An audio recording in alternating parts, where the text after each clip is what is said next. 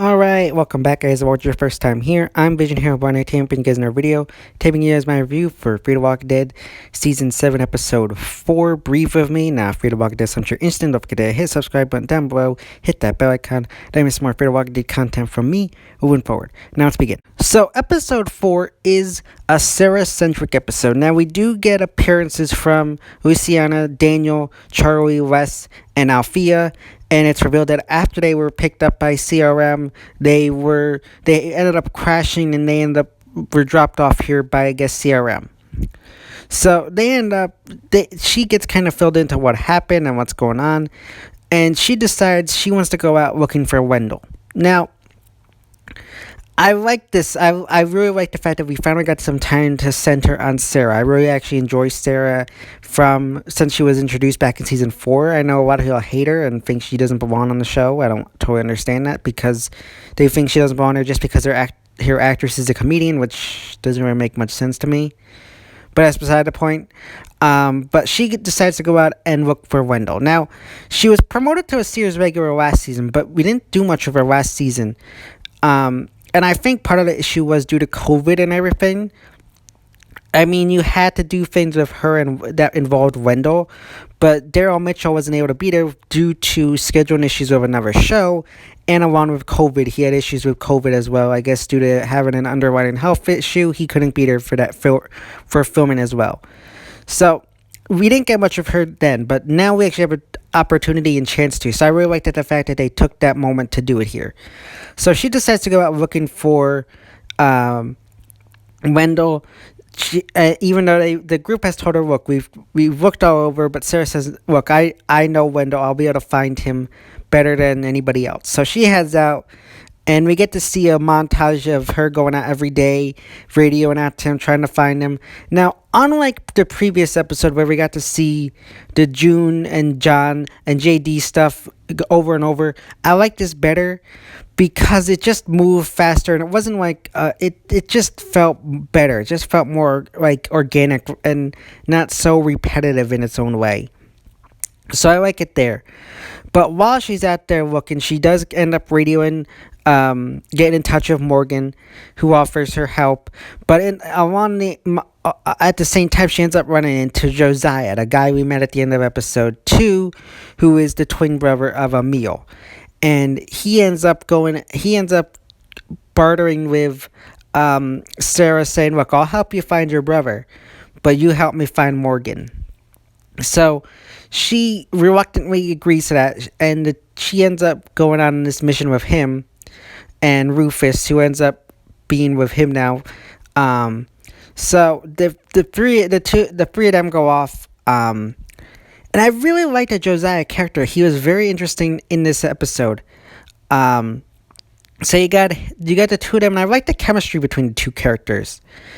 And you got Josiah, who's helping her. They end up running into some walkers, and I like this ideology of like how since he's a bounty hunter, whatever you want to call him, and looking for Wendell, he actually rips open the walkers to see if like they find any guts or any remains of him inside the walker, which is a very interesting, cool idea and concept there. And I like how he says that, look, that he buries the dead, saying that they need to be respected. I really like that. Also, it's a callback to season 2 of Travis. If you missed that, that's something Travis did back in season 2. So I really like that. It was I feel like that was a nice callback as well. But they end up hitting the road. And while they were doing that, you got Rufus, who ran into this dude who's gathering the walkers. Now, it's revealed that this guy's a member of the Stalkers. And they end up confronting him. And they find... they question him about what's going on here. He's just reveals, he's just laying them out around the area, and they pretty much have him disrobing everything to check him out and like make sure he's telling the truth and everything, make sure they're in no danger. And then they, along the lines, also go into having a look at the walkers he's collected to make sure that none of them are Wendell, which none of them are. Now he ends up taking them back to where he ends up hurting these walkers and everything. And it's you got this really creepy area where it looks like this kind of barnyard where they're like herded into fences and sties. It's really weird looking. And in amongst everything, you got Sarah who sees Wendell's wheelchair in the back. They question him and say that he just found it and that's why it's there. You got Sarah who breaks down and he runs away. And in a fit of rage, Sarah runs out and tries to steal Josiah's car out of anger. And the two of them end up getting into the car, but end up getting into an accident and having to spend the night in this radiated area with Rufus. Now, I like this connection that these two characters are building. It's a very strong bond, and it plays into a lot of things later on in the episode. But you got these two characters, and you got, them hanging out at the campfire. But you got Morgan who shows up. Now, I really like this moment because you got Morgan who's confused as to Josiah. And I like how he's like, I thought I killed you. I cut your head off and put it in a box. And I really like this showdown. And one of the things I really like is with this actor and the characters he plays, he always calls Morgan Mr. Jones. I always like that. It's like, I really like that. And plus the way he says it, it's just something, I really like that. But you got that going on, and you got the two of them fighting, and you got Sarah trying to dispatch walkers, and amongst the chaos, you got Rufus, you got Josiah who's trying to kill Morgan, and he's going to use it using Emil's decapitated head. However, amongst the chaos, you got Rufus who's trying to protect Josiah, and ends up getting bit on the nose by the zombified Emil, which I really like that, and it shows some heart and character to this Josiah character. Because up in this moment, you saw him as just this tough bounty hunter type character, and you get to see him at this moment as he hits the bottom part of losing the dog, the last person he saw, his family, to him. So you got this campfire scene between the three of them now, and the three of them end up sitting around. You got Emil who's trying to comfort Rufus in his final moments, and you got Morgan who's apologizing for everything, and you got Emil who's saying, look, I was so wrapped up in rage and vengeance that this is my fault, pretty much apologizing for what happened. And you get some backstory between him and Sarah where he reveals that Rufus saved his life once along with Emil, and how they were both, I guess, rescue people, I think it is. They weren't actually bounty hunters. I think they were like people that went out and rescued people. Rufus is a cadaver dog, which is really cool. And you got, it's revealed that Josiah was out, they were out rescuing this group of kids, I think, in a fire out while they were camping. Josiah got separated, but it was Rufus who had a meal to find him. And I guess the part of grieving me comes to the part that as he still felt the heartbeat of the brother at the same time. So I really like that. It was a very good moment about how they are connected through this inner meaning within themselves. So I really like that. And you got some backstory regarding Sarah as well, as she was born a preemie and her mom died in childbirth, and that she nearly died. However, she ended up being put by Wendell in the nursery. They were born on the same day, and every time they were put together, she improved. Again, I really liked how they had those parallels of talking about how staying alive and having this connection to your family. Really, really did enjoy that. And they end up packing up and heading back to Strand's tower, because that's where Morgan had told her, look, that might be where Wendell is. So they arrive at Wendell's tower, or at Strand's tower, and they end up being ambushed by Strand, Howard, and a group of his guards. And Strand does say that Wendell was there, but he won't let Wendell down to see her, because if he does, then he will be kicked out. I never understand this, really. I don't understand this. Why wouldn't you let him out? You could always let him back. I guess maybe it's because of Walker Moat.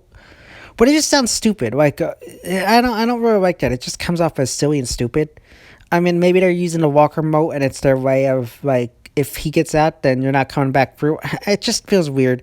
But Sarah says he's not joining Strand. She's staying outside, but he makes sure to have Strand promise that he won't tell Wendell that Sarah came looking for her. Otherwise Wendell will come looking for her, and she doesn't want him to do that. So I like that. I like kind of the fact that Sarah's willing to say, I'm willing to let my brother go since I don't trust you. He's safe, but I don't want to stay with you. So I really like that. And you got, again, that moment of Sarah finally letting go of that connection in a way at the end. And you got her and Morgan she decides to go with Morgan and get the rest of the group and head back to the sub, find a safe place there. Since her area was revealed to be so close to radiation, while Morgan is more also with radiation, he feels like that's safer for her. And Josiah goes off on his own. Now, I really hope we get to see Josiah later on in the season, even if it's not for the first half, maybe it's the second half, I don't know. I do hope they reincorporate him into the season.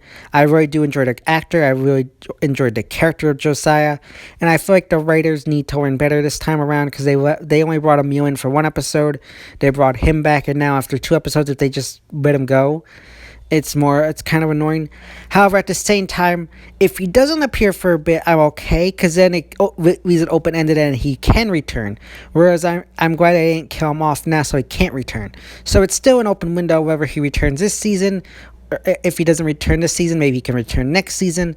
So it does leave an open window. So I'm glad that they didn't kill him off.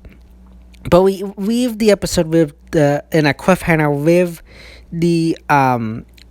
with the stalkers who had met up with Josiah and Sarah earlier. They found this warhead, bringing it to another one of their members, saying that this guy, I think his name is Arnold, would be interested in this and help them get them what they want, which is a very interesting thought process there. So I'm very curious to see what they want with the warhead. I really hope it's not a whole nother thing where they want to launch it and end the world or something. I don't know. That's just something where I'm just like, again with that. But overall, I thought it was a very good episode. I really enjoyed it. I really enjoyed the character building for Sarah. I really liked the return of Josiah. It revealed that Wendell, I believe, is alive. I really hope Sharon's not lying about that, because there has been chatter within the fandom regarding, is he really telling the truth? Is he lying? I hope he's telling the truth, because I really do like Wendell and I'd like to see him again.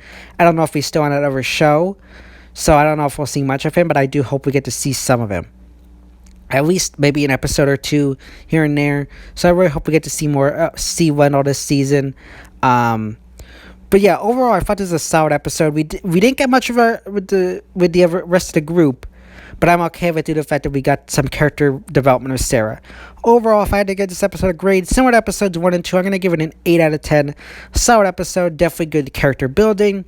Just a few things here and there that I just didn't really like. But overall, I thought this was a really enjoyable episode. Gonna give it an 8 out of 10. Let me know your thoughts and opinions about the episode in the comment section down below.